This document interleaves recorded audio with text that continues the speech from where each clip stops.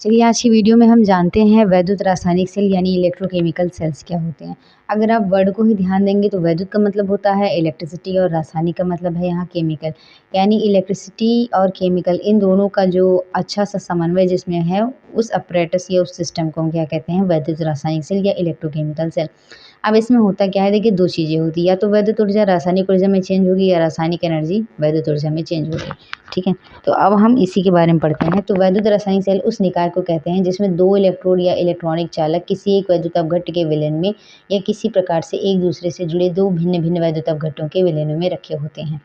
अब सबसे पहले जानते हैं इलेक्ट्रोड क्या है। देखिए इलेक्ट्रोड मेटालिक भी हो सकते हैं, नॉन मेटालिक भी हो सकते हैं या कैसे भी हो सकते हैं। हमें इन इलेक्ट्रोडों को जो है इस तरीके से रखना होता है कि ये रिएक्ट भी कर सकते हैं और नहीं भी रिएक्ट कर सकते हैं।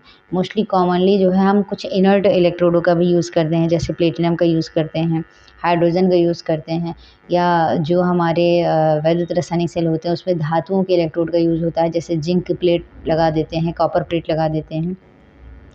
आप दोनों सेम धातुएं भी इलेक्ट्रोड के रूप में यूज़ कर सकते हो। वो मतलब कहने का है, अगर जैसे आप किसी बैटरी दो आयरन की जो है कीलें ले लोहे की कीलें ले लो और एक बैटरी के धन पॉइंट से जोड़ दो और दूसरे को नेगेटिव पॉइंट से जोड़ दो, तो वही दोनों जो आपकी कीलें हैं वो इस समय इलेक्ट्रोड बन गई हैं, क्योंकि ये इलेक्ट्रिसिटी के फ्लो के लिए रिस्पॉन्सिबल होंगी। तो जिस कील को आपने पॉजिटिव से जोड़ा होता है वो एनोड हो जाता है और जिससे नेगेटिव से जुड़ा होता है वो कैथोड हो जाता है। वो तो हमारा सामान्य जो है सेल हो गया। लेकिन गैल्वेनिक सेल में ये डिफरेंट हो जाता है, इसके बारे में आगे जानेंगे। सबसे पहले जान लेते हैं वैद्युत रासायनिक सेल के बारे में।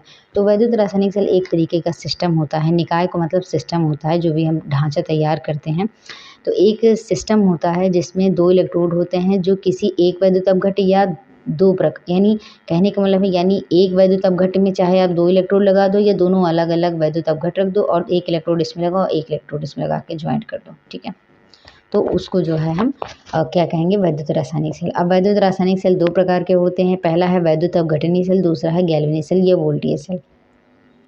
इससे पहले मैंने वैद्युत अपघटन के बारे में बताया था, तो जो वैद्युत अपघटन होता है वो वैद्युत अपघटनीय सेल में ही होता है। ठीक है, वैद्युत अपघटनीय सेल में ही वैद्युत अपघटन होता है और मैंने इसके अनुप्रयोग भी बताए हैं। वैद्युत अपघटन क्या होता है ये भी बताया है, वैद्युत अपघट्य क्या होते हैं ये भी बताया है। ठीक है, तो आप पीछे के वीडियोज़ भी देख सकते हो। तो हम समझते हैं कि वैद्युत अपघटनीय सेल क्या होता है। देखिए वैद्युत अपघटनीय सेल का अगर बेस समझेंगे तो वैद्युत अपघटनीय सेल में जो होता है, हम इलेक्ट्रिक एनर्जी पहले देते हैं तब हमें रासायनिक ऊर्जा मिलती है। कहने का मतलब है कि वैद्युत ऊर्जा हम जैसे ही प्रवाहित करते हैं वैसे ही जो रासायनिक उसमें रिएक्टेंट्स होते हैं, रासायनिक चीज़ें होती हैं वो क्या करती हैं, रिएक्ट करती हैं। तो अगर हम इसको समझेंगे तो ये यहाँ पे क्या है, जिस सेल में बाह्य स्रोत से ऊर्जा देने पर कोई रासायनिक क्रिया होती है उसे वैद्युत अपघटनीय सेल कहते हैं। ये इसका पॉइंट है, वैद्युत अपघटनीय सेल का ये पॉइंट है कि हम बाहर से वैद्युत ऊर्जा देते हैं और ये इसमें रासायनिक क्रियाएं होती हैं। ये इसका पॉइंट है, ये गैल्वेनिक सेल में यहाँ पे नहीं हो रहा है। ये मेन पॉइंट इस वैद्युत अपघटनीय सेल का। हालांकि गैल्वेनिक सेल में भी कुछ टाइप होते हैं जो रिचार्ज के लिए यूज़ किया जाता है, बट वो उसका मेन पॉइंट नहीं है। इसका मेन पॉइंट है कि हम इसमें बाह्य स्रोत से ऊर्जा देते हैं और हमें रासायनिक अभिक्रिया या रासायनिक ऊर्जा प्राप्त होती है। अब इसमें होता क्या है, एक अपरेटस हम ले लेते हैं और उसमें एक इलेक्ट्रोलिटिक या वैद्युत अपघट्य का सॉल्यूशन भर देते हैं। एक चीज़ हमेशा ध्यान रखिएगा कि वैद्युत अपघट्य यहाँ सॉलिड फॉर्म में यानी ठोस अवस्था में वर्क नहीं करेगा। इलेक्ट्रिसिटी को फ्लो करने के लिए या वैद्युत रासायनिक अभिक्रिया होने के लिए या तो वो मॉल्टन स्टेट जिसको हम गलित अवस्था कहेंगे उसमें होना चाहिए, या तो इसका सॉल्यूशन होना चाहिए। यानी वाटर में या पानी में इसमें उस वैद्युत अपघट्य को घोल कर जो है जो विलयन तैयार किया जाता है वो इसका सॉल्यूशन हो गया। चाहे वैद्युत अपघट्य का सॉल्यूशन हो या वो गलित अवस्था में हो यानी गला हुआ हो। तो इसमें क्या होता है, एक अपरेटस लेते हैं और गलित अवस्था में सॉल्यूशन लेते हैं, वैद्युत अपघट्य का सॉल्यूशन लेते हैं। दो इलेक्ट्रोड लगाते हैं, ये इलेक्ट्रोड सेम भी हो सकते हैं, डिफरेंट डिफरेंट भी हो सकते हैं। यानी एक ही धातु के हो सकते हैं, अलग अलग धातु के भी हो सकते हैं, एक धातु एक अधातु का भी हो सकता है, कैसा भी हो सकता है। बस एक समझिए कि बाह्य स्रोत हमें लगाना होगा। हम यहाँ एक बैटरी लगा देते हैं, बैटरी के धन पॉइंट से धन ध्रुव से हम एक इलेक्ट्रोड को ज्वाइन कर देते हैं और ऋण ध्रुव से दूसरे इलेक्ट्रोड को ज्वाइन करते हैं। अब जिसको धन ध्रुव से ज्वाइन किया है वो एनोड होता है, जिसको ऋण ध्रुव से ज्वाइन किया है वो कैथोड होता है। धन ध्रुव पे ऑक्सीडेशन या ऑक्सीकरण होता है, ऋण ध्रुव पर कैथोड पर क्या होता है, रिडक्शन होता है। ये पॉइंट है कि एनोड पर ऑक्सीकरण होता है, कैथोड पर अपचयन होता है और ये गैल्वेनी में भी होगा। बस आपको ये ध्यान रखना है कि एनोड पे ऑक्सीकरण होता है, कैथोड पर अपचयन होता है।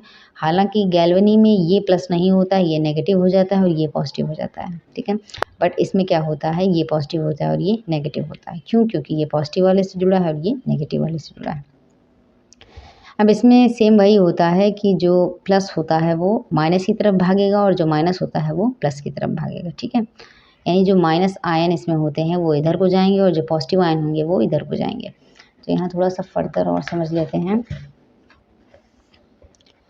देखिए, वैद्युत अपघट्टों का वैद्युत अपघटन वैद्युत अपघटनीय सेल में कराया जाता है। जैसे मैंने पहले बताया था कि ये वैद्युत अपघटन के लिए ही ये सेल यूज़ किया जाता है, ठीक है। आगे समझते हैं, किसी वैद्युत अपघट के विलयन में वैद्युत प्रवाहित करने पर एनोड पर ऑक्सीकरण व कैथोड पर अपचयन होता है। उदाहरण के लिए जिंक क्लोराइड के जलीय विलयन में वैद्युत धारा प्रवाहित करने पर जिंक क्लोराइड का जिंक और क्लोरीन में अपघटन हो जाता है, क्योंकि कैथोड पर जिंक आयनों का जिंक में अपचयन और एनोड पर क्लोरीन आयनों का क्लोरीन में ऑक्सीकरण हो जाता है।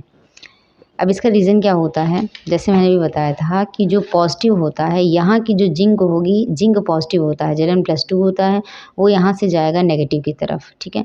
अब नेगेटिव की तरफ जाएगा, यहाँ इसको इलेक्ट्रॉन मिल जाएगा और वो न्यूट्रल हो जाएगा। सेम यहाँ पे क्लोरीन बन रही है, क्लोरीन नेगेटिव होती है, वो जाएगी इसके पास, पॉजिटिव के पास, यहाँ से इलेक्ट्रॉन डोनेट करेगी और क्या हो जाएगी, न्यूट्रल हो जाएगी, ठीक है। नेगेटिव पॉजिटिव की तरफ जाएगा, पॉजिटिव नेगेटिव की तरफ जाएगा। सेम यही प्रोसेस हुआ है। अगर हम जिंक क्लोराइड या कोई भी सॉल्यूशन लेंगे तो उसका जो पॉजिटिव होगा वो नेगेटिव की तरफ भागेगा या कैथोड पर जाएगा और जो नेगेटिव होता है वो एनोड की तरफ जाएगा। और यहाँ पे क्या हो रहा है, Zn+2 दो इलेक्ट्रॉन को एक्सेप्ट करेगा और Zn यानी इसका यहाँ अपचयन हो रहा है। और क्लोरीन का क्या होता है, ये दो इलेक्ट्रॉन त्याग करेगा तो इसका क्या हो जाएगा, ऑक्सीकरण। इलेक्ट्रॉन त्यागा जाता है तो ऑक्सीकरण होता है, इलेक्ट्रॉन ग्रहण किया जाता है तो अपचयन होता है। वैद्युत अपघटनीय सेल का धन ध्रुव एनोड धन ध्रुव होता है क्योंकि वह बैटरी के धन ध्रुव से जुड़ा होता है, तथा कैथोड ऋण ध्रुव होता है क्योंकि वह बैटरी के ऋण ध्रुव से जुड़ा होता है, ठीक है। Thank you for watching. Next topic हमारा होगा गैल्वेनी सेल, जो कि बहुत ही इंपॉर्टेंट सेल है। इसमें डैनियल सेल के बारे में भी हम जानेंगे। Please like share and subscribe. Thank you.